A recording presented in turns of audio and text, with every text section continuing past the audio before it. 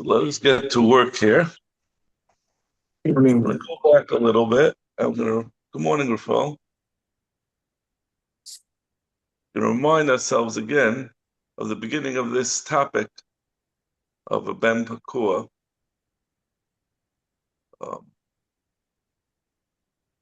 Boy Rav Yirmiyah on Daf Samach Tesam and Aleph for learning as Chus Refuah Shlema for Ilan Chai Basarach and as a aliyah for the Shama of Meir Ben Elazar. So 3 lines up in the narrow lines. Boy Rav Yirmiyah. Ma'ulach Lazare. We've been talking about a vlad, an uber, that stuck out a limb from the mother's womb. We asked the question, will that limb that was stuck out is not going to be included in the Ben Pakua, in the heter that we said. The Gemara will show soon where the heter comes from. But that heter does not apply to that limb.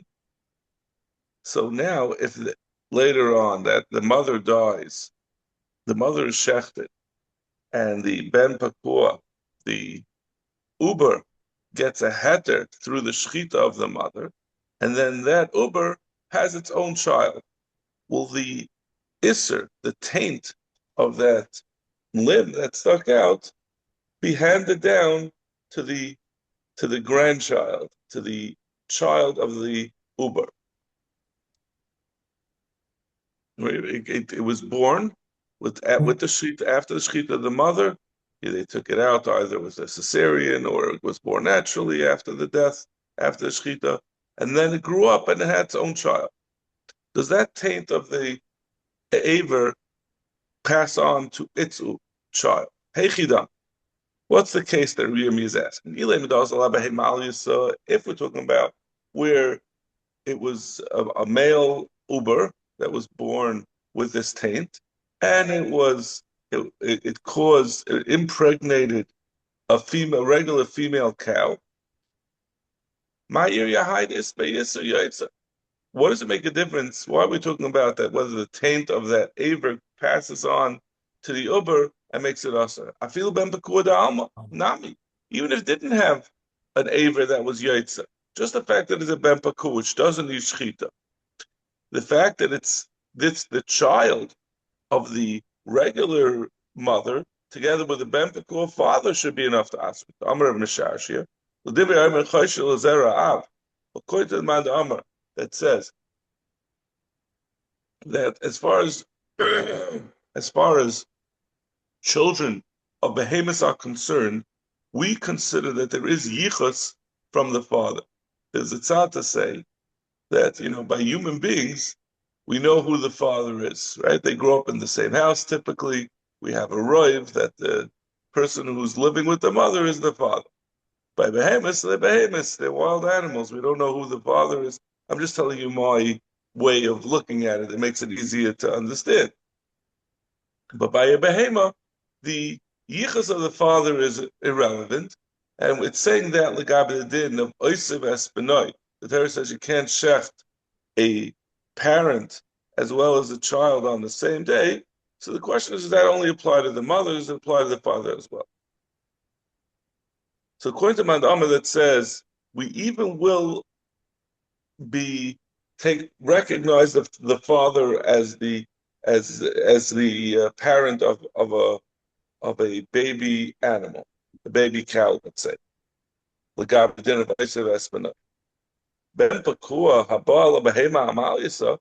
you have a ben pakua, a father that's a ben pakua, and it's born a regular cow, you're not going to be able to eat that child in either case, because it consists of both partially of the father for whom shechita will not help because he already is shachar, and partially the mother who needs a shechita. So you can't shechting it will not help because of the portion that is treated as if it was already shachar, and shechita doesn't help on it, and the mother's portion needs a shechita. So there would be no need to talk about with the uber stuck out a limb, even without the limb, it will be awesome. So the Gemara the azal a ben pakua de kavase. We're talking about where this Ben Pakua that had a limb stuck out was born another a female Ben Pakua that was fine. And It didn't have a limb stuck out. now, according to Mashashia, right? Yeah, That it says Vlad Ein Takana, right? What do yeah. you, what's the difference if it goes on a Ben Pakua? Why No, is it better if it's born a Ben Pakua? yeah, and according to Mashashia, Ein Because the whole Takana. thing there's no portion of it that needs a shechita. The whole problem was in the other case It that needs, the mother's portion needs a shechita. It's a regular animal, but there's a portion of it that shechita doesn't apply to. Now, I think the question one might ask is, in that case, why doesn't the shechita help for the part that needs a shechita, and the part that doesn't need a shechita doesn't help for the part that's already shachat it doesn't apply to? you mean the Ava that went out? No, we're not even talking about Ava. We're talking about where the mother and the father. The mother was a regular behema, and the father was a ben pakua. So Yeah. why don't we just say? I guess maybe it's because of the Ava. How will you divide it?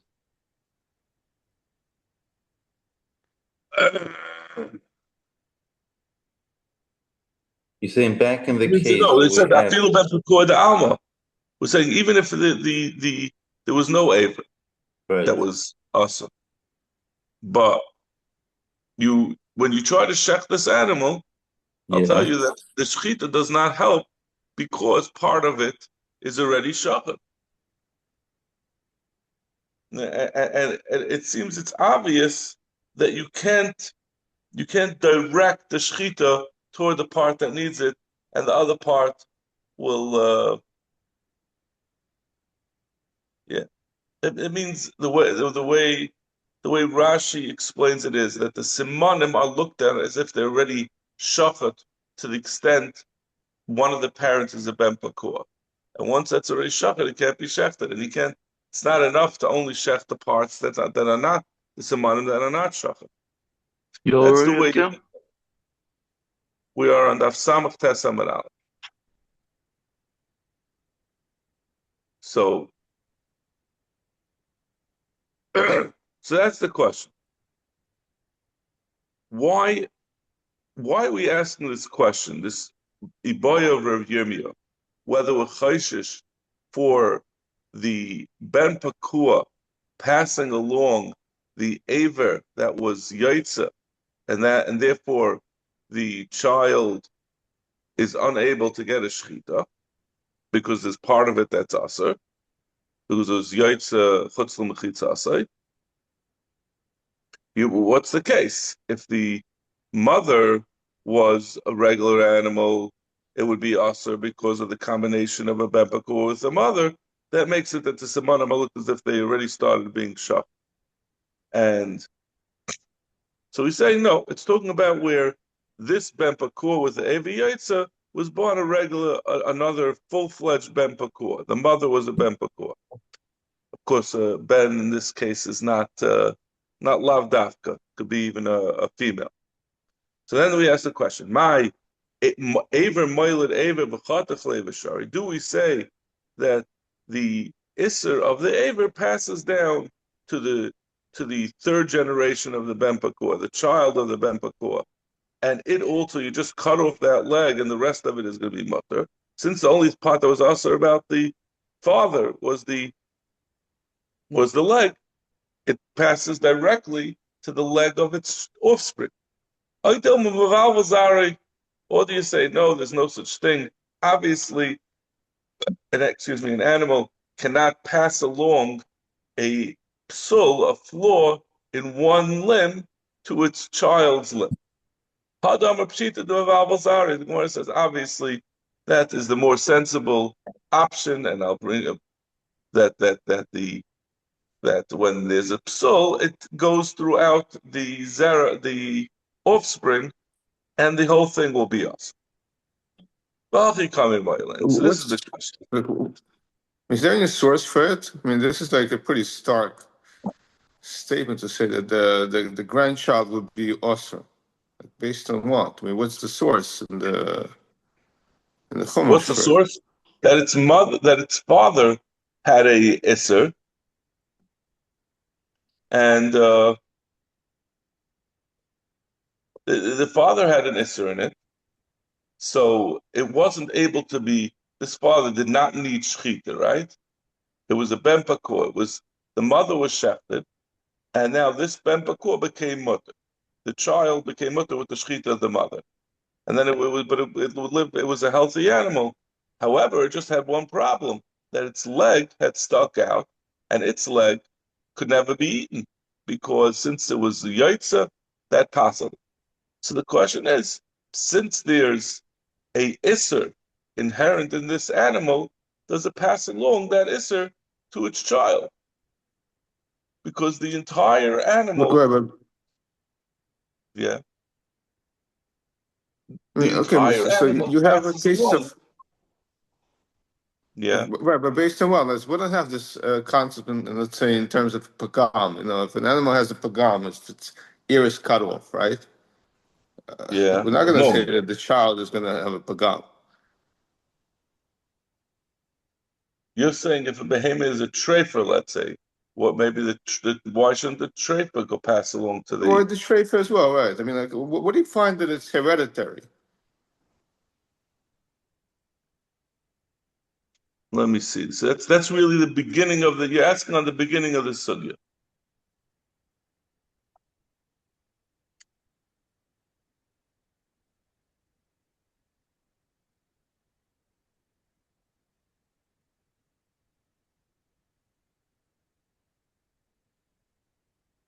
I hear it's a fair question. Why are we all of a sudden worried that it's somehow like a genetic an isser passes down genetically? It's a new Vlad being born, and we'll see. The Gemara will really like address this question a little bit. We're going to say soon, if you see that if a child, if a pretty much your case, if a child is blind, if I'm sorry, if a mother is blind of a behemoth. It gives birth to another behemoth. It's not necessarily the case that its eye is going to be blind. That the baby, its chances are it's not going to have a blind eye. Let's say you got a stick poked in the eye of the mother. It doesn't pass down to the child. So it's really a little bit your question, which the Gemara is going to ask. So in any case, the Gemara continues to ask. So this is, I'm sorry, we're not up to that yet. So the Gemara is really gonna say the in came, if this was true that a child passes down directly just to that same aper, suma yulud suma, but kita yadi yulud kita yulud kita. So an animal that was blind should give birth to another animal that's also blind, and one that was missing a leg should also give birth to one that's not missing a leg. So that's not the case. So therefore, we say it's not so much that the child that it passes down the direct isser, but rather since part of the mother has an isser that's not able to be shafat, that passes down. That isser goes to the next generation. But you're asking even that you don't understand why that passes down. Why does the isser pass down? Forgetting about, certainly we don't say that it goes directly to the same limb that was usher by the ben pakua mother. But why should anything pass down to the Vlad? It's a newborn child. I hear the question.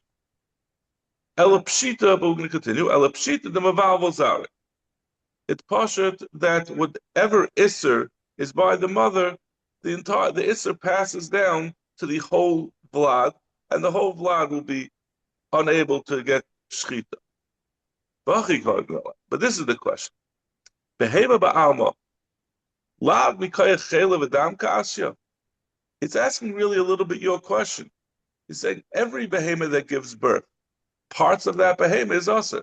Not even if it's a treifa, but just part of the behemoth is made up of chelev, which you're not allowed to eat, of the mother, and part of it's made up of dam, of blood, which you're also not allowed to eat. So why don't we say that asers every vlad? If you're going to say a vlad gets aser because of the mother's iser, every mother has parts of it that's aser. It doesn't have to stick out its leg. Just the chelev and the dam of the mother should be mavalvali surah, and its offspring should be partially produced by that iser, and it itself be us. But certainly that's not the case. Maybe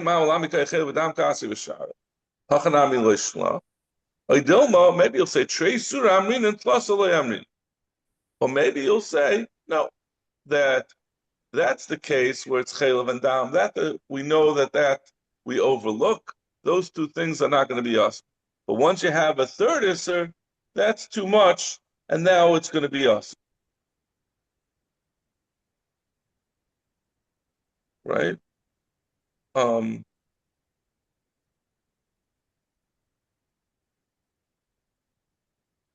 Okay. Zok Gemara ulama. So Gemara says, who are you asking this question about? So now you said that this is the question. Does the third Isser push us over the edge and say now the mother's offspring will be us? Either a mayor, according to a mayor, it's a chel of adam, it's a leka. According to a mayor, there's no such thing as a heter of a ben pakua. He does not hold that when you shech the mother, the vlad that's found inside is mut. But at least in this case, it will be an advantage because the yaitza of the mother is also irrelevant. We don't look at that as aser. It was not yaitza for the mechitza of heter because there is no heter of ben pakua. According to him, this question of the third isser of the mother, there would not be no isser of yaitza. Either of Yehuda, and according to Yehuda, who does hold that a ben pakua is mutter, it's a yaitza ikka, it's a chayil of dam leka.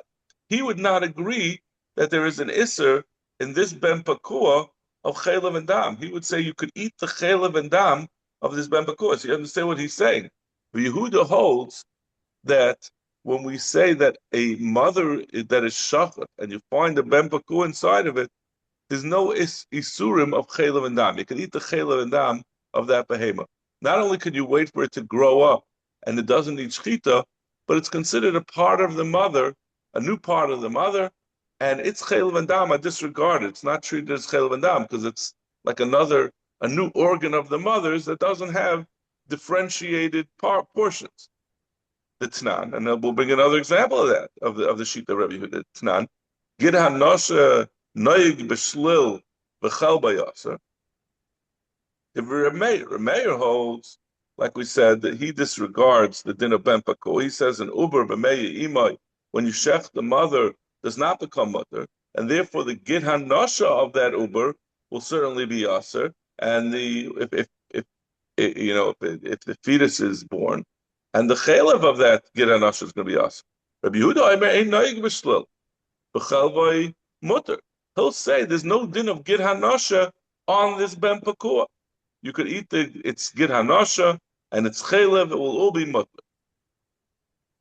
So this whole case, this question that we're asking of whether the Isser Yaitza adds a third Isser to the Isurim of chelev and dam, there is no Isser chelev and dam according to Rabbi Yehuda, and there is no Isser Yaitza according to Rameir.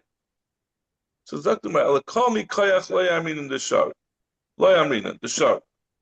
Elamai, we're going to say like Rafal want to suggest, we don't care about the Isser that comes from the Yaitza. It's certainly going to be mutter. It's not going to be passed on to the Vlad. It's a whole. The question of Rabbi Yirmiyah was really regarding a different issue.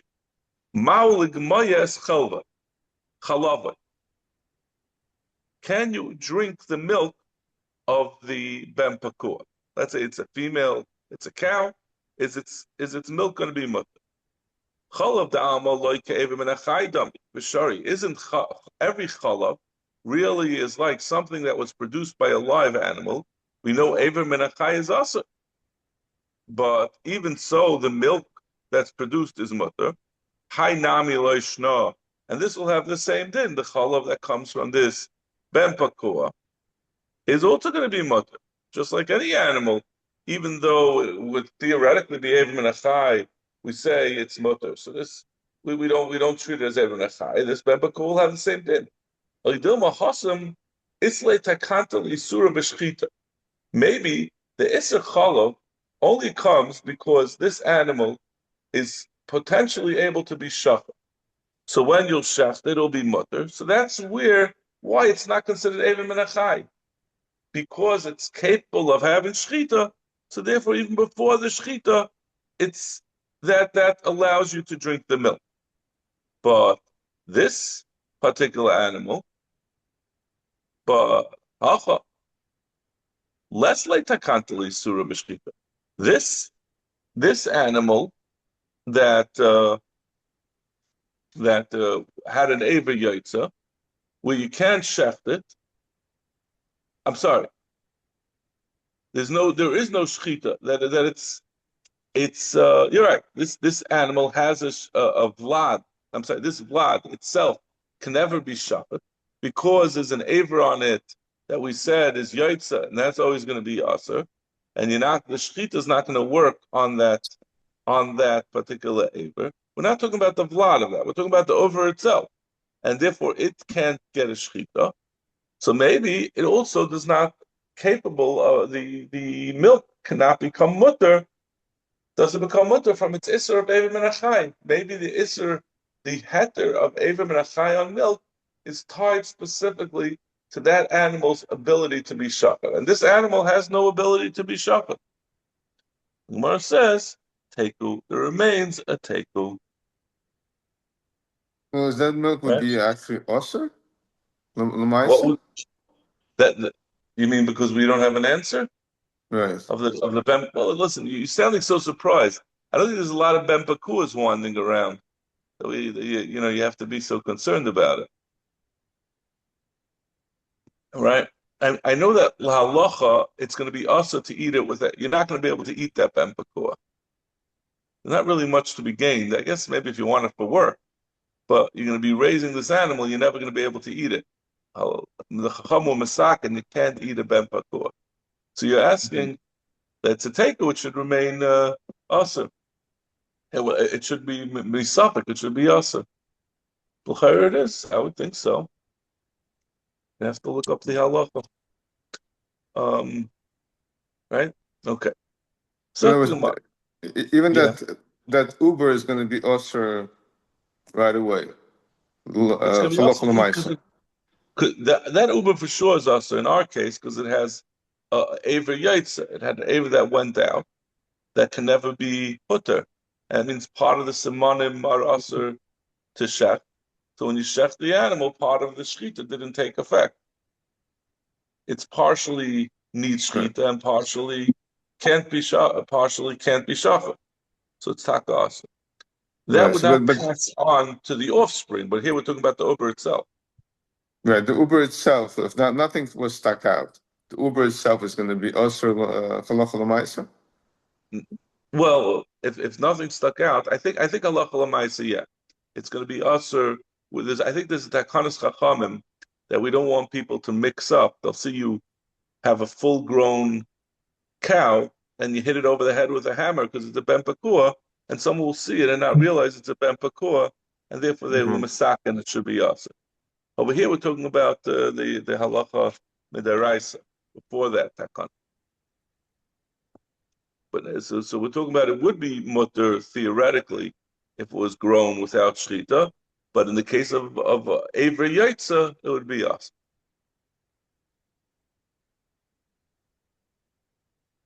Okay, so the Mishnah had continued. It was a little hard to understand the Mishnah. It said that if you have a chelet of the, well, I think what would happen is we're talking about a behema makasha leila, a behema that's having a hard time giving birth. So they wanted to ease they want to risk the mother. So they would do is they would cut off a part of the fetus while it was still inside of the animal, and then it gave birth.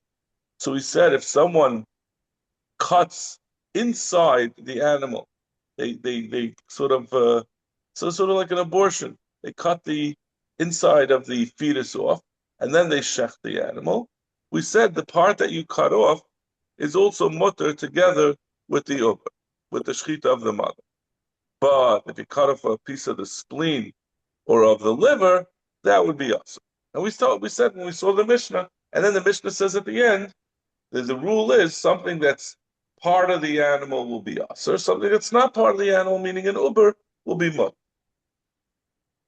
So we said it's the Chacham. Now the Gemara it's a Xeris HaKasam. So now we're going to see what the Xeris HaKasam is. Mino, where does this come from that when one cuts off a piece of the uber, that it's going to be mut? The Chsiv, the Chol Behema Mapreses Parsa, that pasuk that tells you the heter of an animal with split hooves and that chews its cud. It says Chol Behema Mapreses Parsa, Sheshesh Sesha, Shtei Parsos Malagera.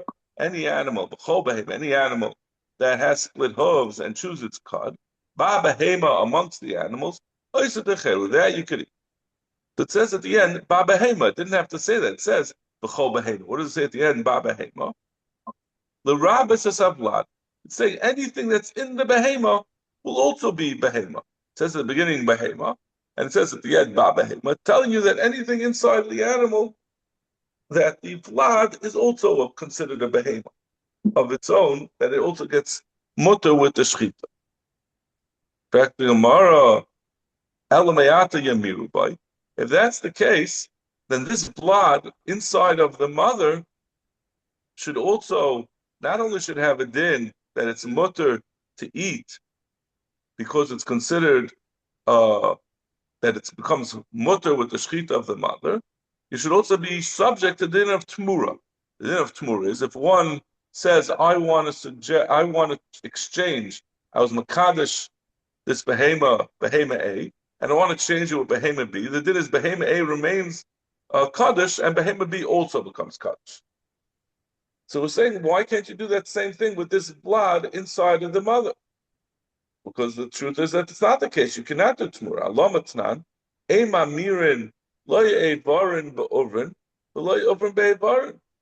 One cannot exchange if there is a limb of an animal you can't say I want to exchange it for an uber inside of another animal that's kaddish. If we have a limb that you're kaddish, you can't exchange an uber for that aver. You can't say I have a full-fledged animal that's kaddish, and I want to exchange it. I want to do tmur on it with an aver of an animal or over an animal of an animal. If you have an over or an aver that's kaddish, you cannot then do a tmur on it with a full-fledged animal. So on the last one, we see there is no tmura available for an animal that is inside of vlad of a ben pakua that gets shechted. So, according to the way we said that v'chol ba'behema, any behema, anything inside of the behema, a vlad inside the behema will have its din of its that in itself is a behema. Why wouldn't it be subject to tmura? Ela amar kra v'chol behema l'rabbis as vlad. We don't learn it from ba'behema, but we learn it from the actual words v'chol behema at the beginning. It's coming to include bedafka the vlad, but not that it's saying that itself is considered behema, but it's coming to tell you that it's also going to be mutar la'achila without a shechit. So Gemara hachi afilu choytach menat cholam menat koyes nami. If that's the case, why are we mechalik in our Mishnah? We say only the uber is mutar if you cut off a piece of it, but cutting off from the chol and the koyes, from the spleen and the kidneys will not be mutar. Allah matnan chaytach min over shebemeya mutar b'achila min kol min koyes also b'achila. Mishnah said it's also.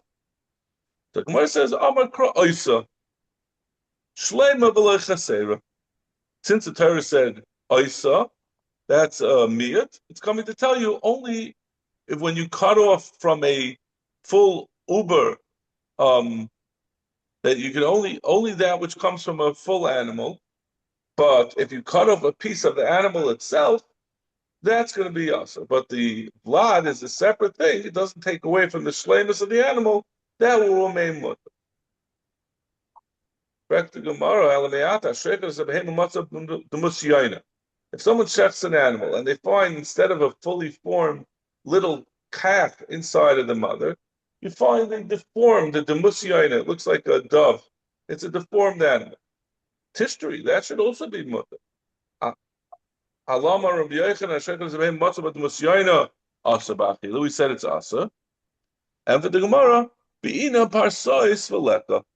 You need that it should have the Torah. The part of the pasuk was it says v'chol oichel mina behema, right?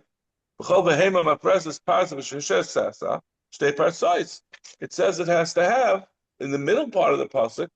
So learning from whole behema means anything inside the behema is going to be mutter, but it needs parsois. And if it's the musyaina, if it's a deformed blood, it's not going to have fully formed hoof. In fact, if that's the case, let's say it doesn't have the blood does not have split hooves.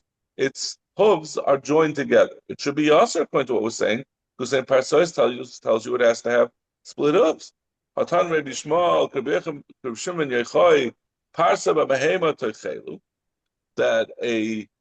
an animal, if it has a single hoof, the Torah says mafresas parsa, that it has a parsa, it has a hoof. So that teaches you from the singular lashon parsa, tells you even if it only has a single hoof, it's not split.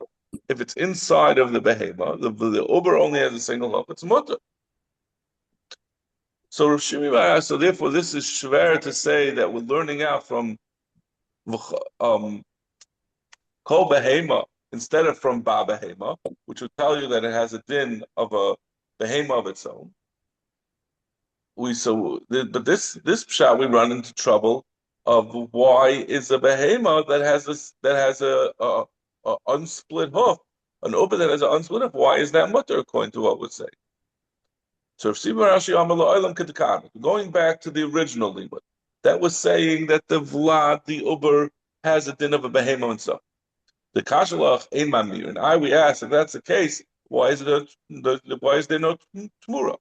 So Gemara Hamani of Shimon, the magash tmura lemaiser, going to Shimon, that he says there is that the reason why there's no tmura comes from a different reason. In theory, enechanami it should have tmura because it is a behema. But we learn it out from Meiser. Meiser behema that says kol asher hoylech tachat hashavet, whatever passes underneath the shevet, and obviously a vlad is incapable of passing under a shevet. So therefore, just like the Meiser, something that can't go under the shevet will not have a din Meiser, it will not have a din tmura. So too, it won't have a din tmura. Anything that's incapable of walking, and a vlad is incapable of walking under the shevet. Just like Meiser, it's not going to be subject to either limbs or a vlad because it's incapable of passing under the shevet. We make a hekesh from Meiser to tmura. That tmura will not apply to anything which is immobile, like a vlad inside of the mud. How do we know Rav Shimon is the man that holds like this? We said by Mukdash, something that's Kaddish. Rabbi Yossi says, the din is that if you say that something, I want the leg of this thing to be Oila, the whole thing, Kula Oila, the whole thing just becomes an Oila. When you say that by Tmura, I want the regal of this behema to be in the place of the regal of my behema that's Kaddish, take Kula Tmura, the whole thing will be Tmura. Just like if you're Makadish with just one limb, it spreads on the whole animal. So take Kula Tmura Tachta. So Laman Kamahanda. Who is Rav Shimon, Rav Yossi responding to when he says that Tmura does apply to the whole animal, even when it's an Ava? If you'll say that usually Rav Yossi is Nichalik or Rameir and Yehuda, they don't hold Misla who high Svara. They don't hold on the original presumption that when you're Makadish one limb, it spreads on the whole animal. Why not? Does the being Makadish a single limb of an animal make the whole thing Makadish? I might think maybe that's the case.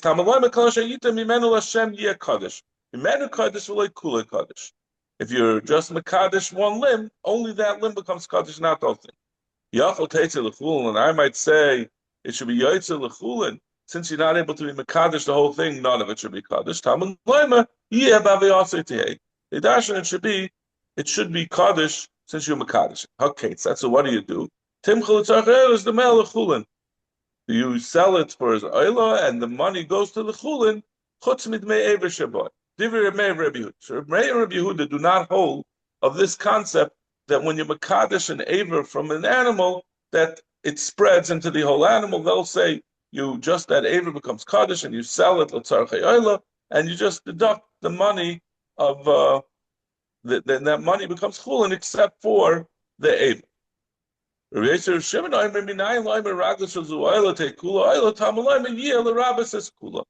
dasher differently. They say that when you're Makadish single oil, the whole thing becomes an oil, becomes a Kaddish. So it says yeah, l'rabas is kula. They dash on yeah, Kaddish yeah. It's a reboot to tell you that the whole thing's a Kaddish. So lamal. Who is he responding? Either Rabbi Yehuda Amias Luhu Haisvara, like we said before. Rabbi Yehuda don't agree to this presumption that they're arguing about whether Tmura will also extend to that if you maimer a single aver, do you learn it out? Just like you could be Makadish a single aver and express the whole thing. Maybe Tmura should be the same thing. So Rabbi Yossi said it doesn't. But Rabbi Yossi and Rabbi Yehuda, like we said, don't hold that that's the case even when you Kaddish a single aver. Allah Rav Shimon. The Chayra Rabbi Yossi is responding to Rav Shimon. That Rav Shimon holds it does spread, that Tmura does spread in the whole thing, not like Rabbi Yossi. So Rabbi Yossi time in the nafshei kama. You don't have a raya that Rav Shimon is the man da Amar who is makish Tmura l'maiser to say that it won't spread, the Tmura won't spread in the whole thing because you learn it out from maiser. Maybe because Rabbi Yossi was being chaylik, seems to be being chaylik on Rav Shimon. Yossi says it does spread, and Shimon says it doesn't. Where it says no. Maybe Rabbi Yossi time in the nafshei kama. When Rabbi Yossi says you learn out from Meiser,